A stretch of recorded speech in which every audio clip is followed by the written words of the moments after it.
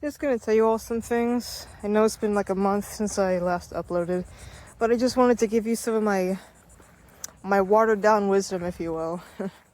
So you know how like life as a kid, you have these dreams, aspirations, and goals. You have these achievements that you want to live up to and potentially get.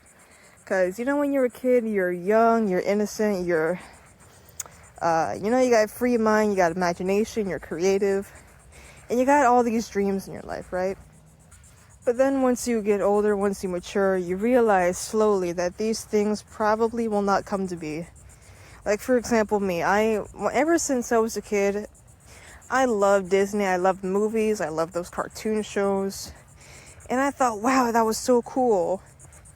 And then in high school, I found out that there was like a college that was able to produce those things that I found were very interesting and really hit close to home, you know. And my whole childhood and my middle school, my high school life, it was like leading up to that point. Like, wow, I'm gonna do such great things. Like, wow, this is awesome. Maybe I can inspire people too into, creating something in which will help people or inspire people or motivate people, just like it did for me, So college came around, and at the time, my college days, it was like COVID was starting and all, and so everything was on lockdown and I had to do my studies online. But then, however, when everything was locked down and when I actually got into studying about movie production and all that stuff and like the step-by-step process, it started to get, the dreams started to slowly dim and fade away, like that fire I had as a kid, that passion of doing something great slowly faded away over time. And so, it was hard, it was difficult, and it didn't really help me in the end, like after I graduated. I mean, I got a degree, but it's just under my bed collecting dust. I mean, and some people might say, and even me, I used to say, oh, they didn't try hard enough, they weren't prepared. Maybe they were dreaming big enough. Maybe, I don't know, maybe they weren't really in for it for the passion, maybe they're just in for it for the wrong reasons. Well, everyone's experience is different, depending on the person and the circumstances and this and that, how it went, how God intended it for it to happen. But like after I graduated, I tried doing it by myself, tried to get internships, tried to, apply to small studios and all, but it just didn't work out. It didn't work out, and I got depressed over it because my whole life I just thought, wow, all this for nothing. I mean, like my whole life was wanting to be like a movie producer or like an animator, and I wanted to make my own movies. I had all these ideas, and for what? To just do nothing with my hard-earned degree, with all my tears, with all the burnout I've experienced, all the ups and downs I've dealt with. For what? For my degree to be nothing framed under my bed collecting dust. And so over time, I started dreaming small, and it's nothing big. It's that's just how life is. See, I mean, there is a difference between you having plans for your life and God having plans for your life. And it can make you, it will actually, it will turn your life to be better. But again, it's a step-by-step process. It won't be like immediate. It's gonna take time. It may even take a lifetime. It may take years. It will take years. Because God's timing is different from our timing, And even now, as I'm currently working as a cook / dishwasher in a nursing home, with, you know, I mean, it's not bad. I mean, I'm being financially independent in a way. I have all these new responsibilities because I'm an adult. But it's just rough, you know. You won't really find life as this happy-go-lucky fairy tale happy ending sort of thing. Life is hard. Life is rough, you know? I mean, life is just what it is.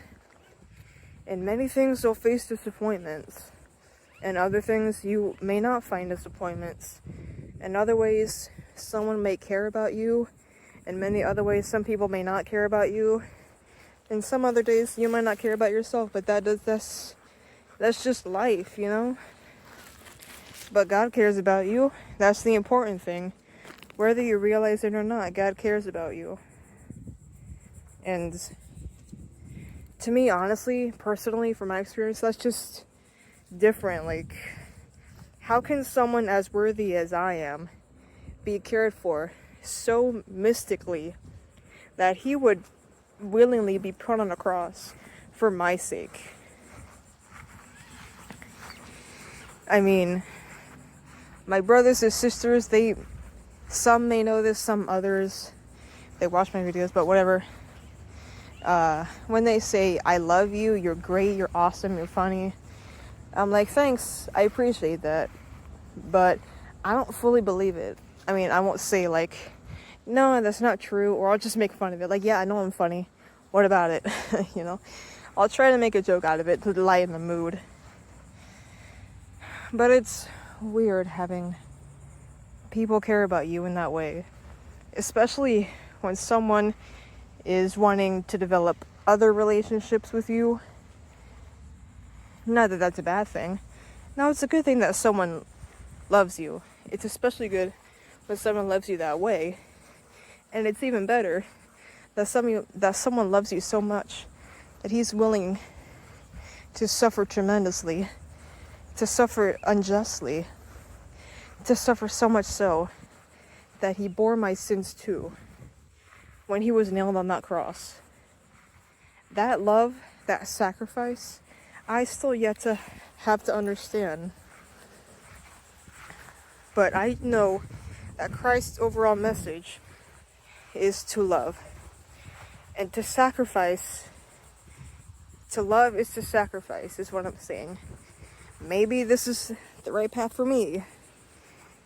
I mean, I know it is. I mean, this is God's will for me. So who am I to say otherwise? Who am I to not follow God's will? One way or another, I'm going to be on that path that God made for me anyways. So long as I listen to him. And this is inevitable, when I am ignorant and I am deaf to him, he's going to make it clear to me one way or another that I need to follow his path. He's going to make that clear to me one way or another. But you just got to keep hoping, despite all the disappointments and the curveballs that life throws at you. You're going to have to find hope in that someday maybe it'll get better. Someday, somehow, things will work out. And sometimes that's the kind of hope I have in my day-to-day.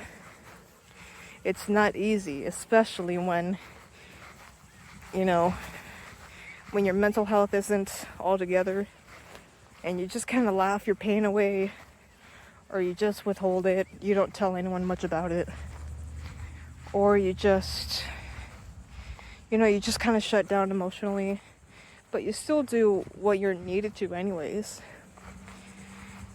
But despite all that, you still have hope, you know? You still have hope that things will get better eventually.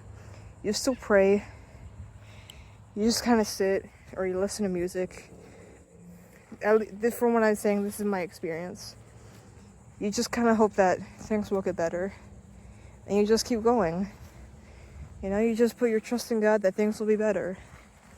Anyways, that's my advice for you folks who are watching. Yeah.